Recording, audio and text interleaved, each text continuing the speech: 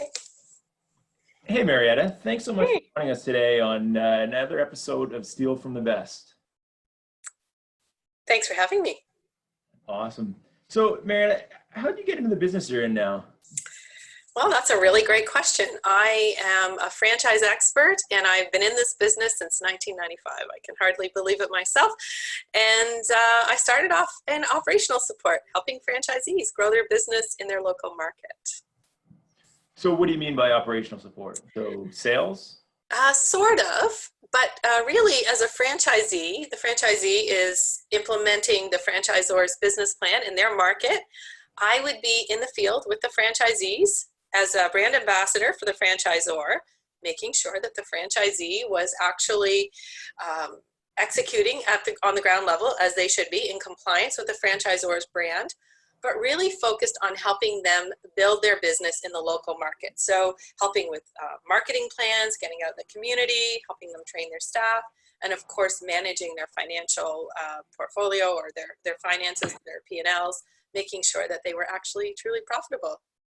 Okay, and then you took the leap to become self-employed when you started Yeah, and Franchise Solutions. yeah. Why did you take that leap and when did that happen? Yeah, I got a bit of time, probably about 15 years of corporate experience with several different well-known brands, including M&M Food Markets and, of course, Dunkin' Brands, Baskin Robbins, Dunkin' Donuts. Most people know both of those, or maybe even all three of those brands if you're in Canada. Of course. And I knew that I had a lot of knowledge. I was fortunate enough to be in organizations that really took franchising seriously and really set the bar pretty high as to what would be expected as a franchisor to support the franchisees. I really knew what it took to be a successful franchisee and franchisor, and I knew with that experience I'd be able to teach and show other emerging and new franchisors what they could do to, avoid costly mistakes and get their business up and running and successful sooner than later. Yeah, being on the inside, I guess, and seeing both sides, did it ever cross your mind to start a franchise or become a franchisee yourself? Well, I'll tell you personally, I am far too entrepreneurial to be a franchisee. And you bring up a really good point because, that's something that folks will often ask me, well, why wouldn't you be a franchisee? And I can tell you that I would make a terrible franchisee because, again, just too entrepreneurial. I want to build my own, I want to build outside of the box. I want to change the floor plan. I want to make the changes. And I probably would have a challenge following a franchisor's franchise system. So that's pretty much why I personally wouldn't want to do that. But I also could see how it could work really well for someone who really does want that structure and that kind of proven model. I tend to Okay, be more on the helping them create that wheel or that structure. That's kind of what great. I love to do. So Marietta, if someone was thinking about franchising, what would they do to get started or get ready to do that? That's a really great question. I have been thinking about that a lot lately, and because lots of folks come to me and they're kind of not sure, or and they kind of want to know what can I do in between the time that I make the decision, I'm like all in and I want a franchise, or getting ready. And I kind of came up with 5 things that I think really makes sense if you're contemplating franchising your business. And you'd want to think about how profitable is your existing business. And in order to even contemplate franchising, you want it to be actually more profitable than the industry average or your competitors. You want to have a little bit highly profitable business to start with, and more profitable than others in the same field or sector. The second thing you want to think about is, are you a subject matter expert? Have you, really shown up and become well known in your industry or in your field? That you're, involved in industry associations, that you're really on the forefront of being an expert in your particular industry and in your fields, because that's going to attract future franchisees to you and build their trust in you as a leader and as a franchisor. You also want to think about awards. Like, what are you doing to kind of build your brand? Have you, are you applying for all the local awards? I mean, there's so many things that you could be doing to, again, build your brand and build the awareness for your brand. And of course, an award-winning franchise is going to be more appealing than maybe one that isn't as proven out. So I would look at it that way. I would also be thinking about your trademarks and getting your branding down pat, getting your trademarks registered, and really honing your client attraction system. So how is it that you attract and retain your clients? Do you have a proven way of bringing them on board, bringing them into your system, onboarding them into, using your products and services, and making sure that that is, done really well and probably better than your competitors. And finally, keeping track of people who've actually expressed interest, because most times when people come to me and they're thinking about franchising, they'll say, well, so many people have asked me, I've got 20 people who are interested. And, it's really easy to kind of, put them in a database, in an email list, and stay connected with them. Start building the relationship with those people really early on, and keep them abreast of what you're doing. So that, I kind of call it the KPI, the keep people interested factor, so that they want to continue down that journey with you. And when you are ready, you've already got a bit of a head start. You've got a bit of an audience, and you can see where you've been. So you touched on brand there, which obviously is a crucial part. No one's going to buy into a franchise if the brand isn't strong. yes. Does the franchisor from the beginning try and build a brand for franchising? Like, did they take that step early on, or do they, down the road say, oh, well, now I have a brand I can franchise? Or is that like set up from the get-go, do you think?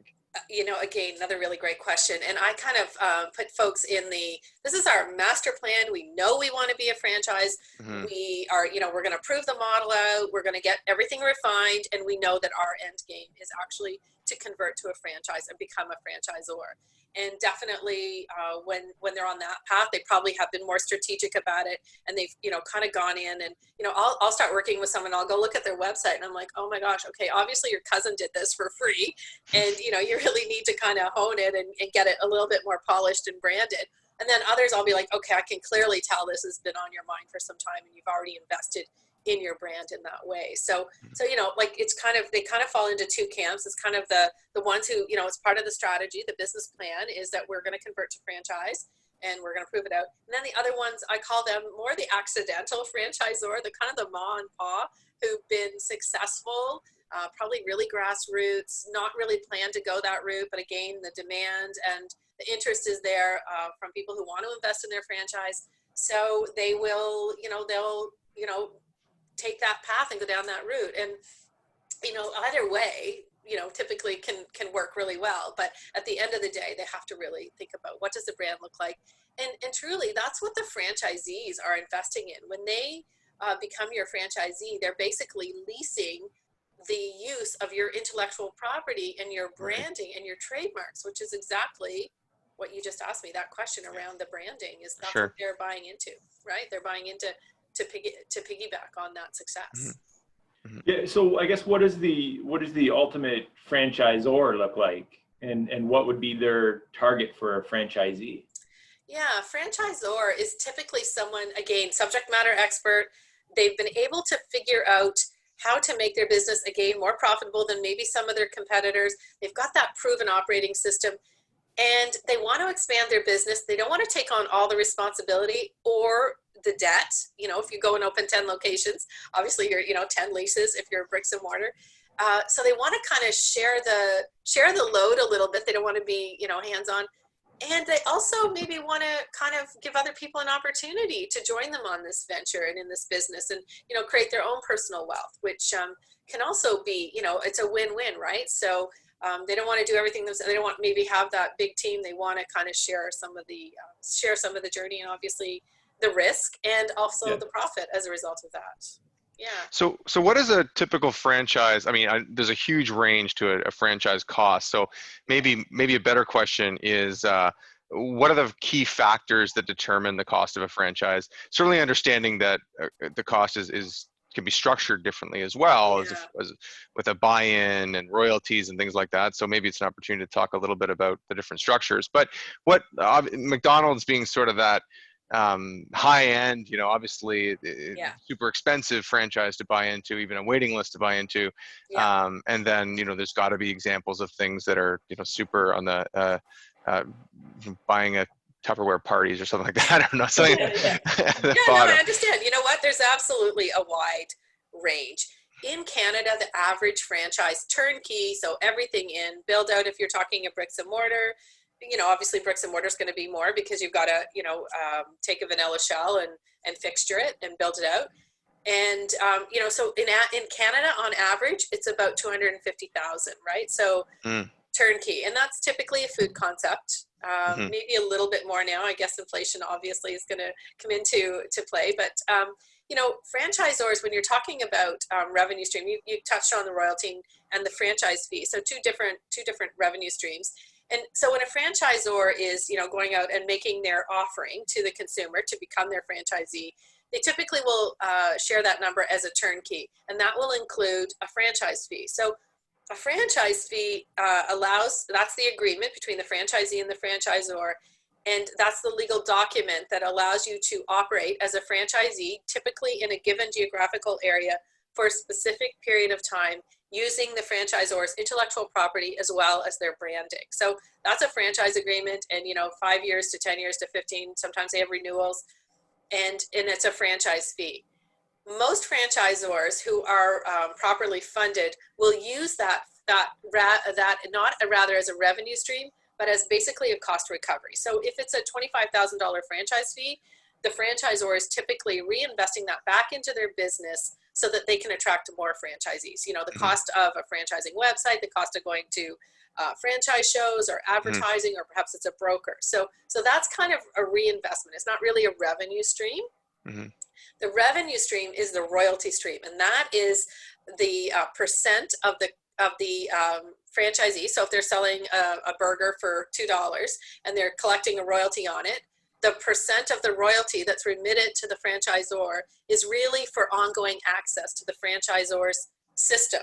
So, whether it's their supply chain, their ongoing innovation, product technology, all of those things that come into it, it's ongoing access to the franchisor's business model in exchange for, probably they wouldn't have the customer if it weren't for the franchisor's intellectual property or the system. So, if I open Tim Hortons coffee, I'm going to be building on that brand, and there are people who are going to come to me for that. It has nothing to do with me operating the store. Whereas if I go and open Sue's Coffee Shop, well, now we know they're coming for Sue's Coffee Shop, not because it's a brand. They're coming for Sue. So you can see where that part of the customer's dollar is actually for having access to the franchisor's brand and operating system. Did I answer that? Does that make sense? Or yeah, absolutely. Some great info there. Yeah. So when I think about franchises, I guess the first thing that pops in my mind are like quick food service, fast food type restaurants. What are the most popular franchises out there? I mean, is there anything that's trendy? And I'm sure there are trends. Yeah, there totally are trends. And yeah. So what kind of trends have you seen, and where are we now? Yeah, definitely lots in the food. But franchising is way beyond food, right? Absolutely lots of food franchises. But what I have definitely seen is definitely anything to do with aging population. So whether it's home care or senior care or concierge type services or anything that's going to allow, to service our aging population, definitely trending. And on the other end of the spectrum, anything to do with kids or childcare or, children's recreational facilities. We've got swim concepts now, like a swimming lesson type of place, or, a kinder gym, or a home daycare, like lots of kid type. And one of the big ones right now is a soccer concept that is a franchise, and they've been winning lots of little kickers. They've won tons of awards. Yeah. And, Canadian concept, and done really well. So anything to do with kids, anything to do with boomers, health, personal health, fitness. Another one that's just kind of blown up is Orange Theory Fitness. And just their whole way, they're just not your typical gym. And if you talk to anyone who goes to Orange Theory, like any of the customers of Orange Theory, they'll, it's almost like borderline, almost, I don't want to say cult, but kind of like they've really got a proprietary way of motivating and engaging people to participate in their services and products that is very different than any other fitness concept I've seen. So let's take Orange Theory, and why would they want to be a franchisor? What would be the motivation to being a franchisor as opposed to building out their own corporate stores? Well, basically cost and risk. they know that they can scale faster, more efficiently if they can spread the risk and spread the ability. Obviously someone who's a franchisee and has a vested interest in the brand is going to be far more innovative, active, and engaged in marketing and promoting at the local level. So a brand that needs a lot of local marketing and engagement and on-site engagement, they probably would do really well as a franchise system because their franchisees have a vested interest, right? Like there's a return on their investment if the business does well. So for them, it's probably a really quick, easy, no-brainer way to grow the business. And as well, they can teach anybody to be their franchisee, right? Like you don't have to be a fitness trainer to be their franchisee. They make it possible for you. When you invest in their brand, they provide you with the tools and resources that you need in order to, open the doors and begin offering your services, their services. And they've also got a proprietary way of attracting customers and, more importantly, retaining those customers. I don't know anyone who's got KPIs on their fitness and on their phone. And again, they incentivize their clients to, they've even set it up in a totally different way. Like if you book and you don't go, you get charged. No other fitness facility I know of does that and does it that well. So again, it's just a different way of doing it. They've got some proprietary ways, and it works really well to have it be locally implemented by a franchisee. Well, so when you're purchasing a franchise, you talk about subject matter experts being the ones who should be the franchisors. You're kind of buying a mentor. Yeah, in a lot of ways, you absolutely. Someone who's kind of been there, done it, has got it figured out, and they're going to teach you how to do, based on their success, they're going to teach you how to have the same success if you follow their plan. Yeah, so for you getting to where you are today, did you have any mentors? Was there anybody that impacted? Yeah, I had actually quite a number of mentors. I was very fortunate. Well, number one, Mac Boysen, who founded M&M Food Markets, or M&M Meat Shops when I was there, was an amazing mentor. And what I actually saw him do a lot of and got to be part of is mentoring other franchisors. And there were a number of franchisors that I got to know really well. I was lucky enough to kind of be one of the ones who got to support those franchisees. Ruthie at the Lunch Lady, I can remember her coming to our office. There's another lady who's got a ceramic. My kids do Lunch Lady. Sorry, your kids do Lunch Lady? Yeah, we don't have it here, but my son used to do it in our old community. But and Ruthie is an amazing lady. She's just her whole story, grassroots. She had a son with special needs. And she knew that she wanted to create a food concept that could go into the schools and give him the nourishment and the nutrition that he needed. And, she's done really well. I've known her for I don't even know how many years now. And, Mac would mentor her. So what I would say is he was a mentor. I certainly believe the way that he operated as a franchisor was exceptional and, firm but fair, but really, truly reinvest it back into the franchisees.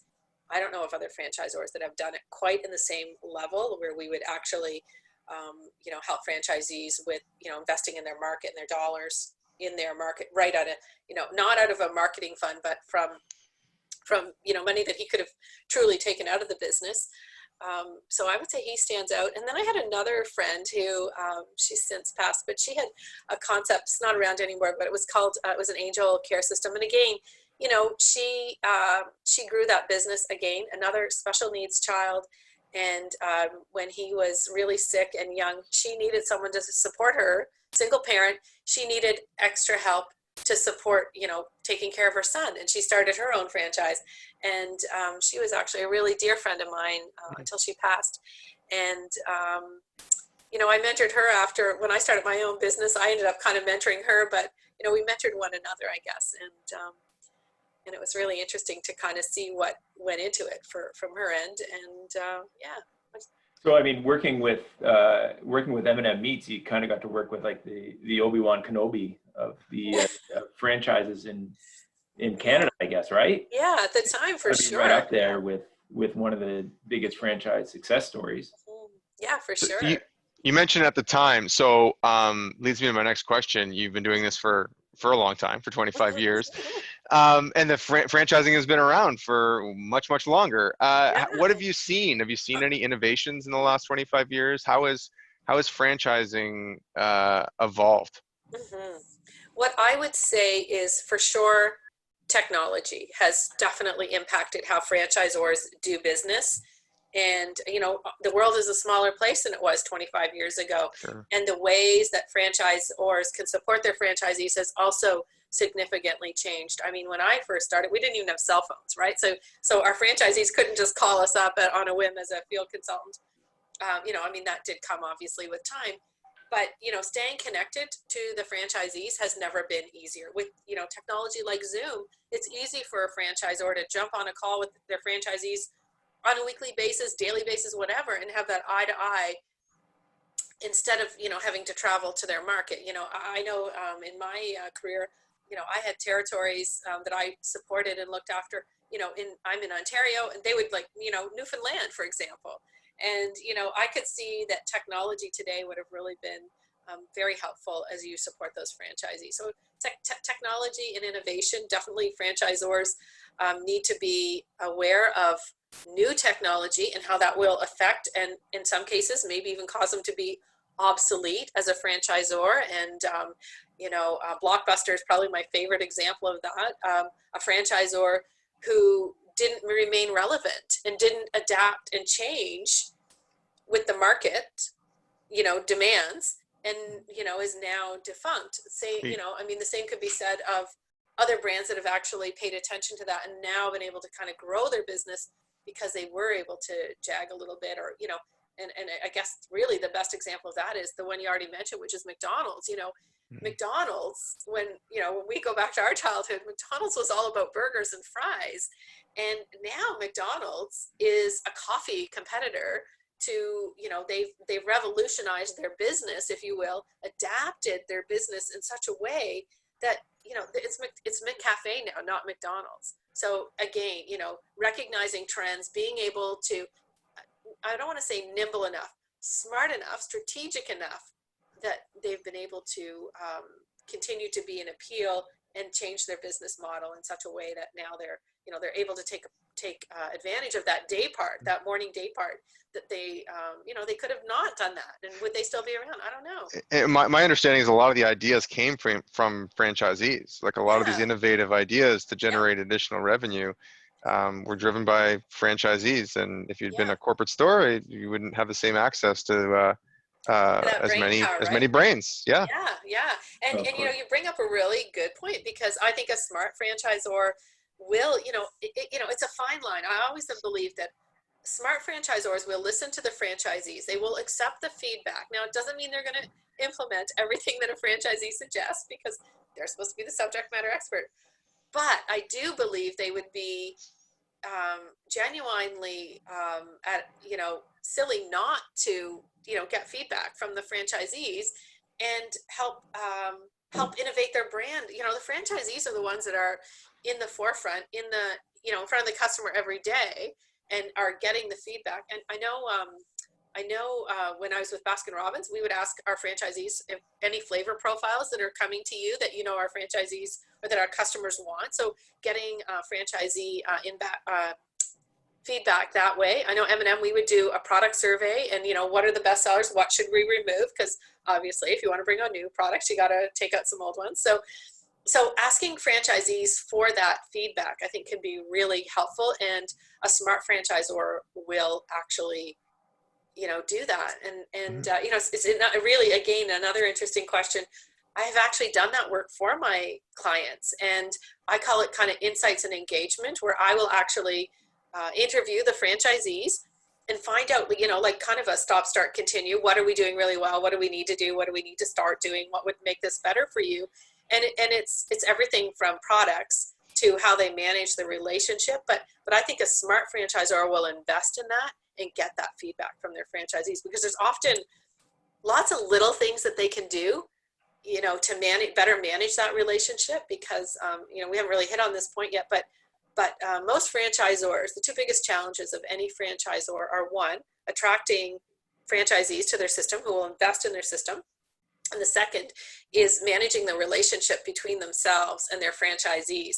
And I say, if you fix problem number 2, problem number 1, you won't have as a problem, because you'll have happy, profitable franchisees who are more than happy to recommend you and to invite their friends, family, people that they might influence into the fold and into the system. But I can't remember where I was going with that, but maybe you can jog my memory. We're actually sounding very bullish on franchisees. I want to ask a different question. Is there, what times would you say someone shouldn't be franchising, or are there any examples of companies that never should have done it in the first place and should have looked at growing either organically through corporate stores or not a store model at all? Yeah, and you know what? It's a really good point. Not everybody should be a franchisor. Not everybody should be a franchisee, and that is also a very valid point. As a franchisor, you need to be innovative. You need to be a leader, and if you're not of that, making that decision is probably one of the biggest decisions, most important decisions you will make as an entrepreneur, is to kind of go down that path as a franchisor or not, right? Like one way or the other. One, coming to a definitive decision about which way you want to go is important, and how you get there. And knowing yourself, if you're not interested in, some people are really natural born leaders. If that's not your skill set and you're really happy as a technician in your business, becoming a franchisor may not really be in the cards for you. You might be very happy, and I'll use the barber shop kind of analogy, where if you really love cutting hair and that's what you really love to do, and you wake up every morning and you can't wait to go in and transform lives through creating new hair, then that's what you should be doing.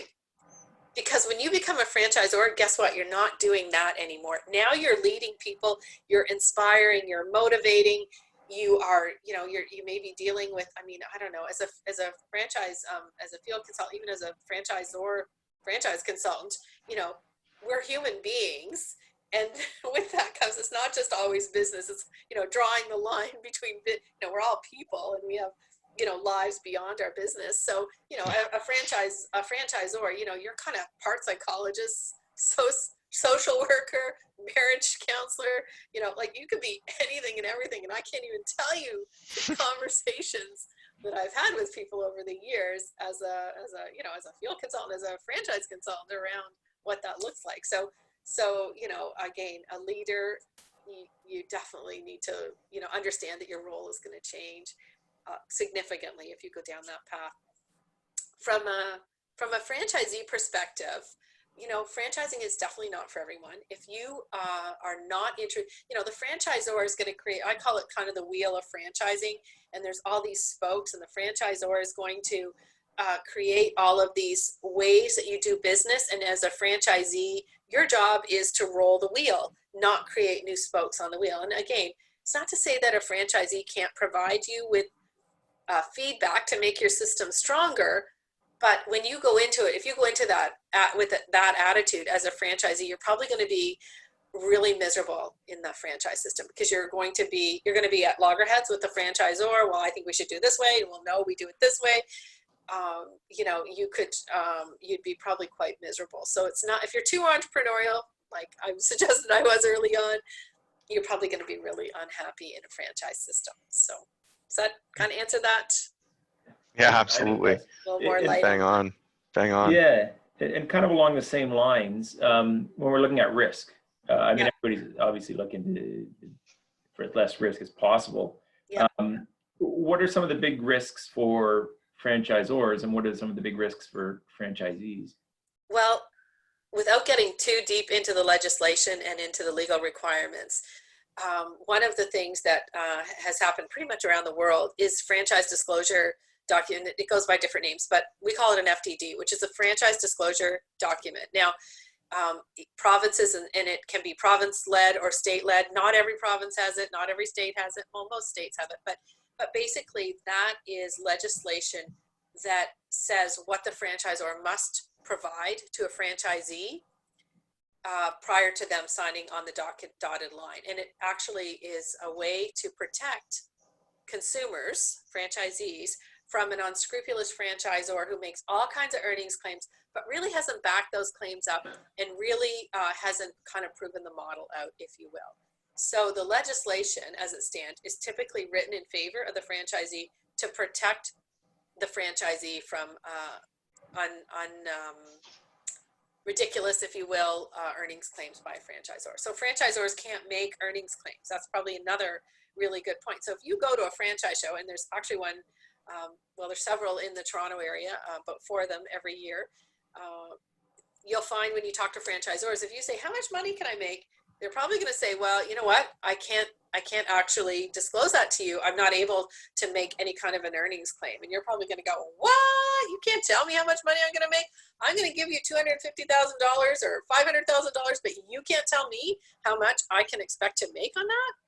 And you know, it's because of the legislation that they're not able to, you know, it's kind of gone the other way where they can't make an earnings claim with you. So on the side of risk, if a franchisor makes an earnings claim where they shouldn't have been making a claim, then they could be at risk of having their the franchisee going into rescission and basically in simplified terms, be at risk for being sued by the franchisee for making an inappropriate or improper, inaccurate earnings claim. Huh. So yeah, it's all legal. We have lots of legal components to this franchise model, and probably another one that's kind of an interesting point is franchise law is actually legislation law, and it's proven in a court of law versus, like, you know, if you want to take your company public, you know, you've got securities commissions, they tell you what you need to do step by step, you get approved, and you know, you're good to go. Well, in franchise law, there's we have in Ontario, we have the Arthur Wishart Act, and that is the legislation. But you know, if it's wrong, you know, and a franchisor would give you a disclosure document, but that doesn't mean that it's absolutely bulletproof, because they could go to court and it's how the judge interprets the law and what the franchisor did. So, you know, having a good franchise lawyer who understands the law and is, you know, got lots of experience and can actually create a more bulletproof disclosure document could be really helpful for you. And just because you say you aren't a franchise, well, I'm not a franchise, you know, yes, we have these agreements, or, you know, he's operating my business, you know, but he's not a franchisee. Just because you say you're not a franchise doesn't mean that you aren't a franchise. Again, it's up to the courts to interpret that. So then you could actually be at risk of operating without a disclosure document, which, you know, I mean, a franchisee could come back to you to make them whole. So, you know, and that would be, you know, their original investment. So maybe the $500,000, if they gave up a job and they were making $150,000 a year and they did it for 2 years. I mean, yeah, there is a statute of limitation of 2 years on that. But, you know, you could be putting yourself at significant risk if you're operating as a franchise without the proper legal requirements. That's a long, convoluted answer, but it's a nice, complicated. It's a risk, right? Certainly. Yeah, it's an interesting segue into a next question, but I want to take it away from franchises and talk about your business. So what are the challenges that you have had in your business, and perhaps some of the future challenges that you see going forward?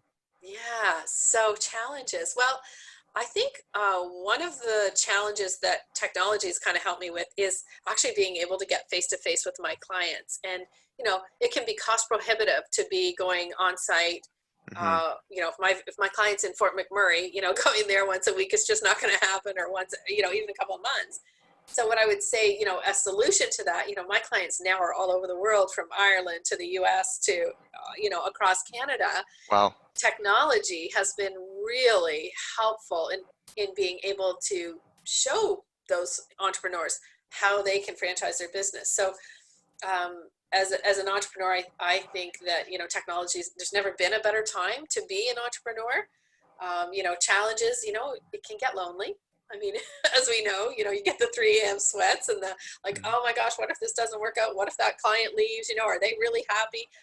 You know, anyone who's been an entrepreneur for more than 5 minutes has probably, you know, woken up in the middle of the night like, oh my gosh, like, okay, what if this doesn't work out? Or, you know, have you guys ever been there? It always works out, Marietta. Yeah. I know.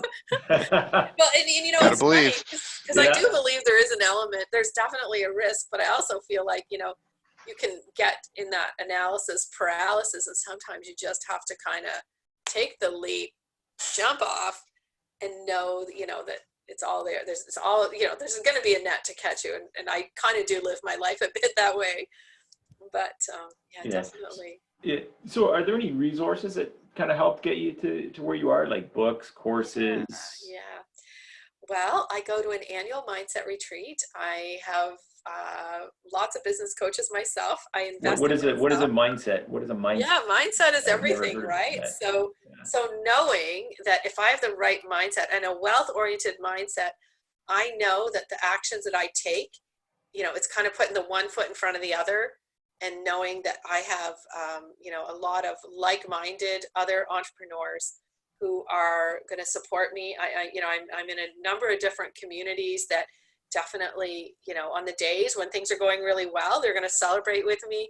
And on the days when they're not, and I need that kind of, support or shoulder to cry on, not that happens that often, but, we all have those moments.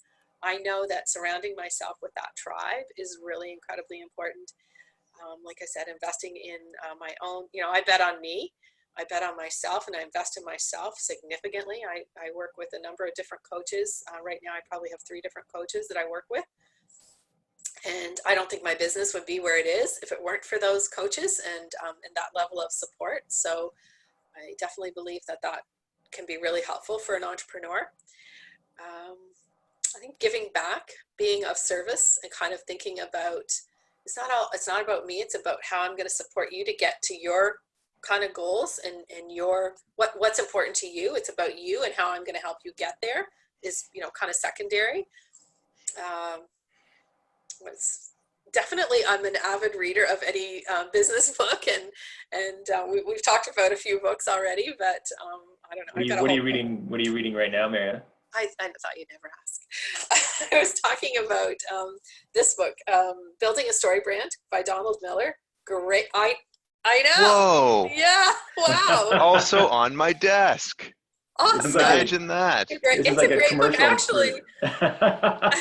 This is sponsored by Donald Miller. Yeah.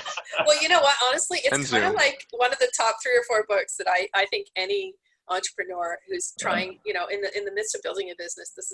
It's funny. I was telling you guys earlier too that I was talking to a client this morning, and I'd asked her about doing a testimonial. I'm speaking at a franchise show this weekend, How to Franchise Your Business seminar.